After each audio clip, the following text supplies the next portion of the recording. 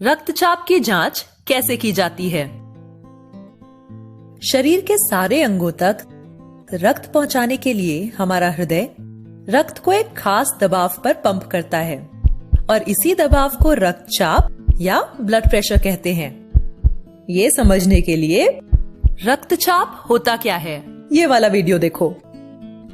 हृदय द्वारा पंप किया गया रक्त वाहिनियों में आता है और इनकी दीवारों पर दबाव बनाता है। इसी का उपयोग करके डॉक्टर ब्लड प्रेशर नापते हैं। बीपी नापने की यह मशीन स्फिग्मो मैनोमीटर का इस्तेमाल होता है। इसे बीपी अपैरेटस भी कहते हैं। Knob, cuff, rubber tube, rubber bulb, rubber valve और गेज, इसे ऐसे खोलते हैं। कपड़े से बने इस हिस्से को कफ कहते हैं और इसे ऊपरी बांह पर बांधते हैं। इससे दो रबर ट्यूब्स जुड़ी होती हैं। इनमें से एक ट्यूब आगे जाकर गेज से जुड़ी होती है और दूसरी इस बल्ब से। गेज एक पट्टी होती है जिससे पता चलता है कि ब्लड प्रेशर कितना है। इसके बीचों बीच एक पतली नली होती है जिसमें मर्क्यूरी यानी पारा ऊपर नीचे जा सकता है। देखो, ये नॉब है। ब्लड प्रेशर नापते समय यह हमेशा आड़ी स्थिति में होना चाहिए। रबर बल्ब में स्क्रू जैसा एक वॉल्व होता है। इसे इस तरह घुमाया जाता है। चलो अब देखते हैं कि ब्लड प्रेशर कैसे नापा जाता है। सबसे पहले डॉक्टर मरीज को आराम से बैठने के लिए कहते हैं। मरीज का हाथ ऐसी स्थिति में होना चाहिए और पैर फर्श को छूने चाहिए। बीपी अपैरेटस खोला जाता है।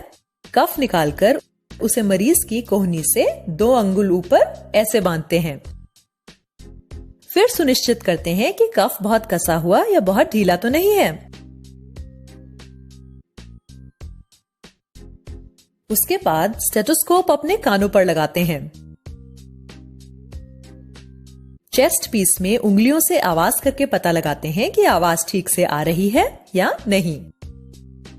स्टेथोस्कोप के चेस्ट पीस को कोहनी के बीच इस प्रकार लगाते हैं।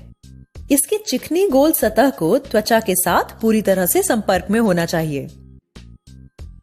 दूसरे हाथ से रबर बल्ब का वॉल्व बंद करते हैं और रबर बल्ब को पंप करते हैं। गेज का पारा ऊपर जाने लगता है। साथ ही कफ में भी हवा भर जाती है। इस हवा के दबाव की वजह से रक्त प्रवाह थोड़ी देर के लिए बंद हो जाता है।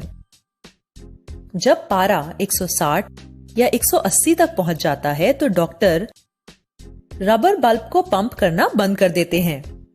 वॉल्व को उल्टी दिशा में घुमाया जाता है। अब हाथ से दबाव कम हो जाता है। पारा धीरे धीरे नीचे आता है। पारा नीचे आते समय रक्त प्रवाह फिर से शुरू हो जाता है और उसी समय डॉक्टर को स्टेथोस्कोप से धक धक धक की आवाज सुनाई देती है। इस आवाज की शुरुआत होने पर पारा जिस स्तर पर होता है उसे दर्ज कर लेते हैं और इसे कहते हैं सिस्टोलिक ब्लड प्रेशर। यहां आवाज 110 पर आना शुरू हुई है। पारा नीचे आते समय यह धक धक आवाज आती रहती है और एक जगह पर बंद हो जाती है। आवाज बंद होने पर पारा जिस स्तर पर होता है उसे डायस्टोलिक ब्लड प्रेशर के रूप में दर्ज करते हैं।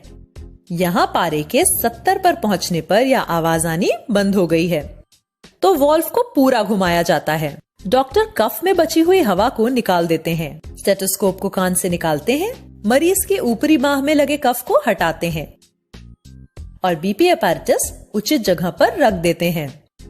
क्या तुम उस मरीज का ब्लड प्रेशर बता सकते हो जिसे हमने इस उदाहरण में देखा है? वह है 110 सिस्टोलिक और 70 डायस्टोलिक या 110/70 मिलीमीटर ऑफ मर्क्यूरी। इसे ऐसे लिखा जाता है 110/70 mmHg। mmHg ब्लड प्रेशर को मापने की इकाई है। 110/70 मिलीमीटर ऑफ Hg यह सामान्य ब्लड प्रेशर होता है। ब्लड प्रेशर 140/90 mmHg से ज्यादा हो तो उसे हाई ब्लड प्रेशर कहते हैं और अगर यह 100/60 mmHg से कम हो तो इसे लो ब्लड प्रेशर कहा जाता है।